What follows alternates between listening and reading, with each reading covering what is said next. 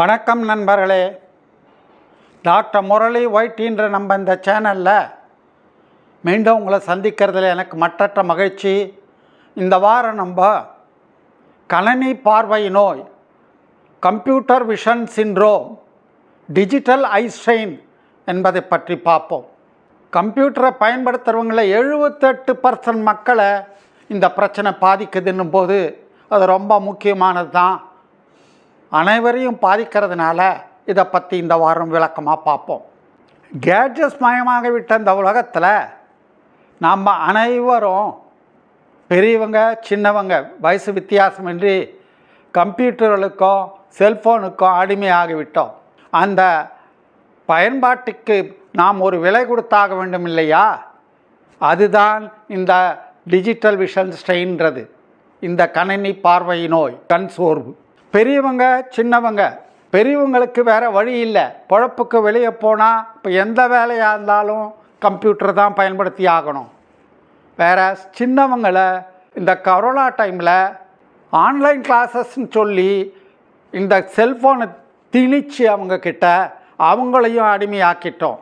ஒரு ஸ்டடி சொல்லுது, கொரோனா காலத்துக்கு முன்னால் 50% பேருக்கு இருந்த இந்த கம்ப்யூட்டர் விஷன் சிண்ட்ரோம்ன்ற பிரச்சனையானது கொரோனாக்கு அப்புறமா 78% ஆகிப்போச்சுன்னு. சின்ன பசங்களுக்கும் 50%லேருந்து 60% வரை இந்த பாதிப்பு இருக்குன்றாங்க. அதனால் நாம் எப்படி இருந்தாலும் இந்த நோயோடு தான் வாழ்ந்தாகணும், இந்த பிரச்சனையோடு தான் இருந்தாலும் கம்ப்யூட்டரையும் பயன்படுத்தி தான் ஆகணும். அதனால் கம்ப்யூட்டரை பயன்படுத்தி கொண்டே செல்ஃபோன்களை யூஸ் பண்ணிக்கொண்டே எப்படி இந்த நோயின் தாக்கத்திலிருந்து நாம் தப்பிக்கிறது, எப்படி இந்த கண் சோர்வை குறைக்கிறது, எப்படி கண் வளர்ந்து போகிறத குறைக்கிறது அப்படின்றத பற்றி தாங்க இந்த வீடியோவில் பார்க்க போகிறோம். வாங்க வீடியோக்குள்ளே போகலாம்.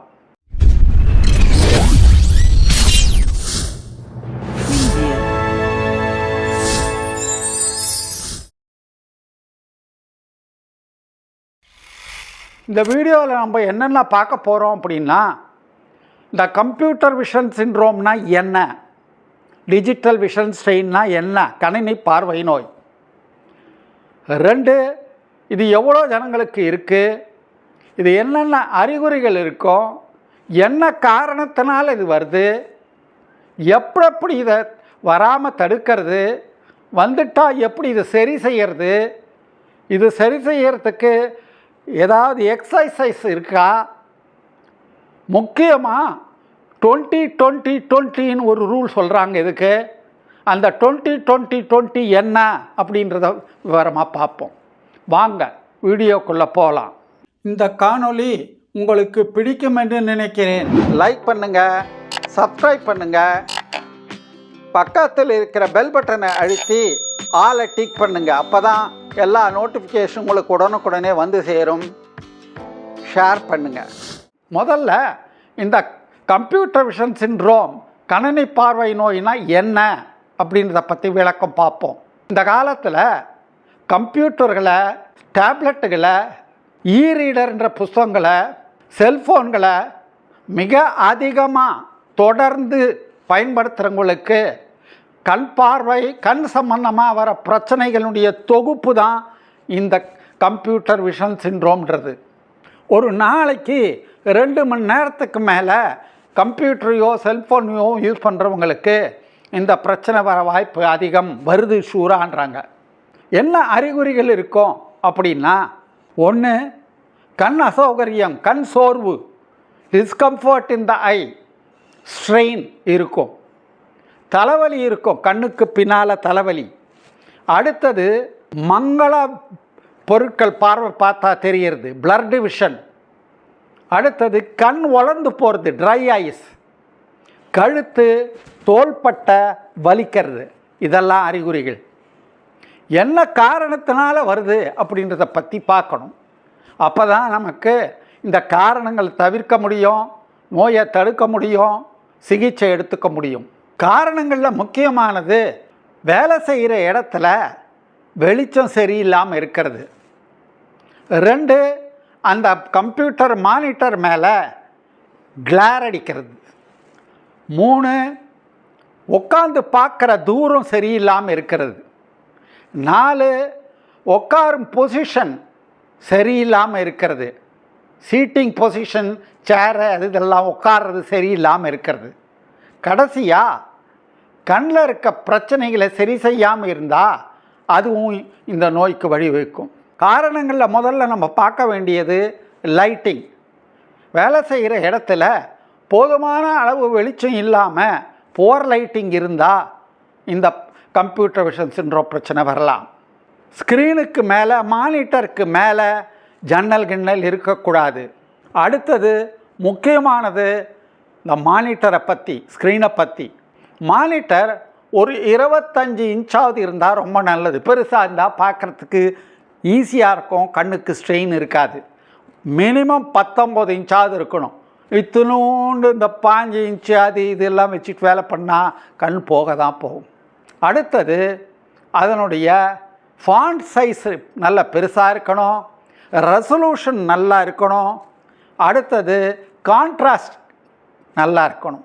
அப்போ நமக்கு பார்க்குறது ஈஸியாக இருக்கும், வேலை செய்கிறது ஈஸியாக இருக்கும், கண்ணுக்கு ஸ்ட்ரெயின் குறைவாக இருக்கும். அந்த மானிட்டர் மேலே ரொம்ப முக்கியமானது இது, கிளேர் அடிக்கக்கூடாது. கிளேர் அடித்தா கண்ணுக்கு ஸ்ட்ரெயின் தான்.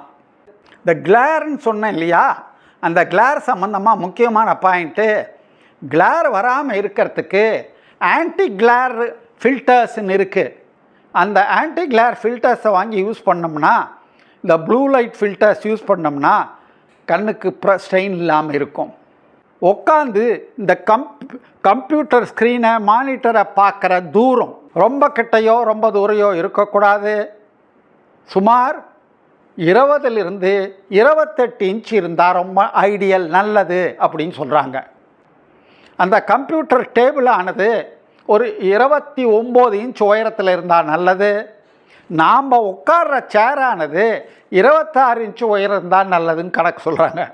நம்ம மானிட்டரை பார்க்கும்போது கண் பார்வை லெவலில் இருந்து அந்த மானிட்டர் ஆனது 15லேருந்து 20 டிகிரி கீழே இருக்கணுன்றாங்க. அதாவது 4லேருந்து 5 இன்ச்சு இந்த லெவல்லேருந்து கொஞ்சம் கீழே இருக்கணும்.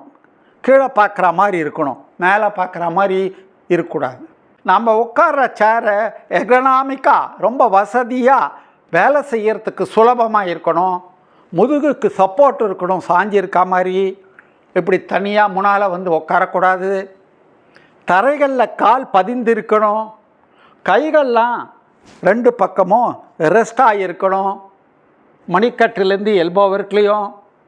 இந்த ரெஸ்ட் ஆனது கீபோர்டு மேலே வச்சுக்கக்கூடாது. கடைசியாக நம்ம கண்ணை பற்றி கவனிக்கணும். ரெகுலராக கண்ணுக்கு கம்ப்ளீட் செக்கப் பண்ணிக்கணும். 6 மாதத்துக்கு ஒரு தடவை, வருஷத்துக்கு ஒரு தடவை.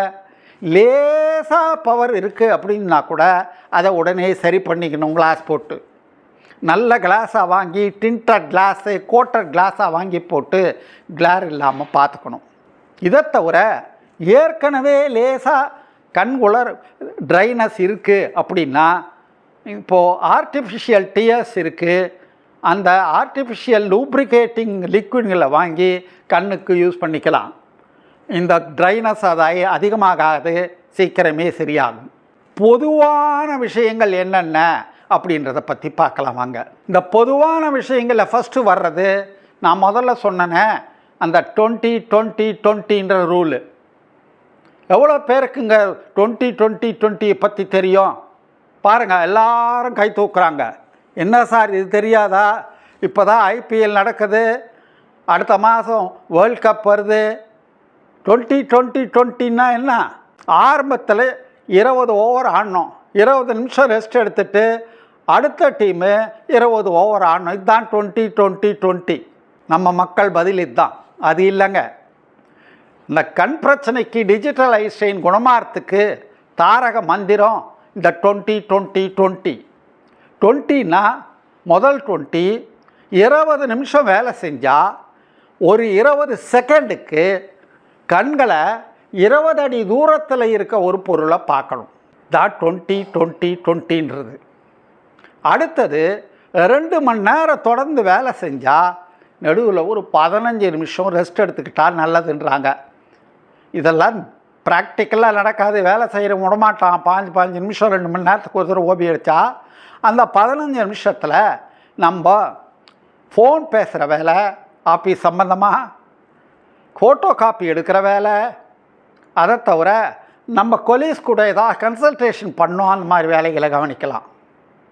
அடுத்தது பிளிங்கிங், கண்ணிமைகளை சிமிட்டுறது. நார்மலாக ஒரு மனுஷனானது கண் ஒரு நிமிஷத்துக்கு 15லேருந்து 20 தடவை கண் சிமிட்டுது அப்படின்றாங்க கணக்கு. இந்த கம்ப்யூட்டரில் நம்ம யூஸ் பண்ணும்போது, செல்ஃபோனை யூஸ் பண்ணும்போது, டேப்லெட்டை யூஸ் பண்ணும்போது, லேப்டாப் யூஸ் பண்ணும்போது கண்ணானது ஒரு நிமிஷத்துக்கு 5 தடவையோ இல்லை அதுக்கு கம்மியாகவோ கூட சிமிட்டுது அப்படின்றாங்க. அதனால் என்ன ஆகுதுன்னா, கண் முன்பக்கத்தில் இருக்க ஒரு திரவமானது அக்வஸ் ஹியூமர்ன்றது எல்லா சர்ஃபேஸுக்கும் பரவறதில்லை. அதனால் கண்களில் ட்ரைனஸ் உண்டாகுது, ட்ரை ஐஸ் உண்டாகுது. இந்த கண் சிமிட்டல் பிரச்சனையை பற்றி நாம் கான்ஷியஸாக இருந்து அப்பப்போ கண்ணை சிமிட்டிக்கிறது நல்லது. கடைசியாக எல்லாத்துக்கும் நம்ம முதல்ல சொல்கிற மாதிரி இந்த லைஃப் ஸ்டைல் சேஞ்சஸ்ன்னு இருக்கு இல்லையா, அந்த லைஃப் ஸ்டைல் சேஞ்சஸையும் கொஞ்சம் மனசில் வச்சுக்கலாம். கண் நல்லாகணும், பிரச்சனை வரக்கூடாதுன்னா, ஒன்று நல்ல நியூட்ரிஷியஸ் டயட்டை சாப்பிட்ணும். கேரட்டு, ஆரஞ்சு, நட்ஸு, சீட்ஸு, கீரை இதெல்லாம் சாப்பிட்லாம். 2 ஸ்மோக்கிங் கூடவே கூடாது. இருக்கவே இருக்குது. நம்ம எக்ஸசைஸ் டெய்லி ஒரு அரை மணி நேரம் எக்ஸசைஸ் பண்ணோம்னா, வாரத்துக்கு 150 நிமிஷம் பண்ணிட்டோம்னா எல்லா விதத்துலேயும் நம்ம உடம்பு கண் பிரமாதமாக இருக்கும். சரி, இந்த பிரச்சனைகள் வந்தாச்சு அப்படின்னா, அல்லது சிலருக்கு வருவதுக்கு முன்னாலேயே கண்ணை நல்லா பலப்படுத்துறது, ஸ்ட்ரென்தன் பண்ணுறது இந்த சதைகளை, நரம்புகளை அப்படின்னா எக்ஸசைஸ் இருக்கா டாக்டர்னா நிறையவே இருக்குது. எல்லாத்தையும் கொஞ்சம் சொல்கிறேன், கவனிச்சுக்குங்க. ஃபஸ்ட்டு ஃபோர்மோஸ்ட் டாப்மோஸ்ட் எக்ஸசைஸ் நான் முதல்ல சொன்ன 20-20-20, 20 நிமிஷத்துக்கு ஒரு தடவை 20 செகண்ட் 20 அடி தூரத்தில் இருக்க பொருளை பார்க்கணும். அடுத்தது 2 மணி நேரத்துக்கு ஒரு தடவை கொஞ்சம் ரெஸ்ட் எடுக்கணும். கண்ணை அடிக்கடி பிளிங்க் பண்ணணும்.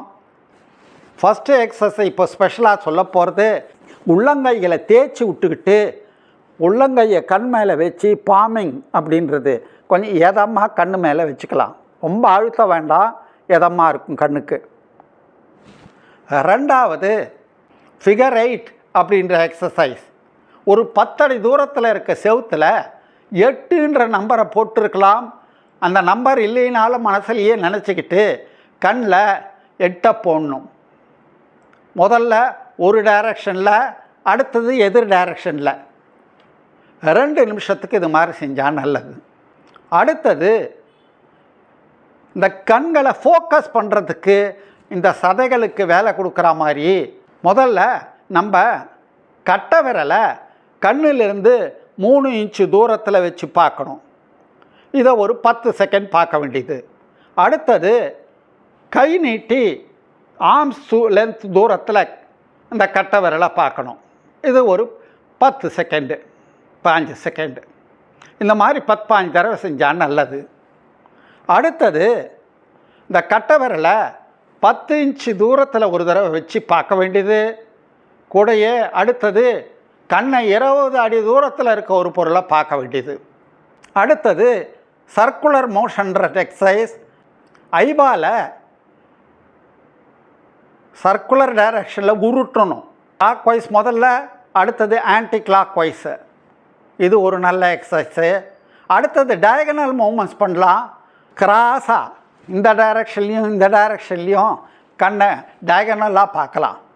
மேலே கீழே பார்க்கறது, சைடில் பார்க்கறது, இதெல்லாமும் ஒரு எக்ஸசைஸ் தான். இவ்வளோ எக்ஸசைஸையும் அனுசரித்தா கண் நல்லாவே இருக்கும். மேற்கூறிய வழிமுறைகளை எல்லாத்தையும் நம்ம ஒழுங்காக கடைப்பிடிச்சா, பாதுகாப்பு நடவடிக்கைகளை மேற்கொள்ளண்டா கண் நல்லாவே இருக்கும்.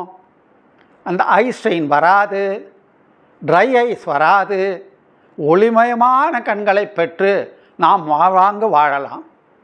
இந்த வீடியோவானது மெடிக்கல் எஜுகேஷன் பர்பஸுக்காக தயார் செய்யப்பட்டது. இது ப்ரொஃபஷனல் மெடிக்கல் கவுன்சிலிங்க்கு மாற்று அல்ல. தேவைப்படுவோர் மருத்துவமனைக்கு சென்று சிகிச்சை பெற்றுக்கொள்ள வேண்டும். இந்த காணொளி உங்களுக்கு பிடித்திருக்கும் என்று நினைக்கிறேன். லைக் பண்ணுங்கள், சப்ஸ்கிரைப் பண்ணுங்கள். பக்கத்தில் இருக்கிற பெல் பட்டனை அழுத்தி ஆலை டிக் பண்ணுங்கள். அப்போ தான் எல்லா நோட்டிஃபிகேஷன் உங்களுக்கு உடனுக்குடனே வந்து சேரும். ஷேர் பண்ணுங்கள். உங்கள் சஜஷன்ஸை, டவுட்ஸை கீழே இருக்க கமெண்ட் பாக்ஸில் ட்ராப் பண்ணுங்கள்.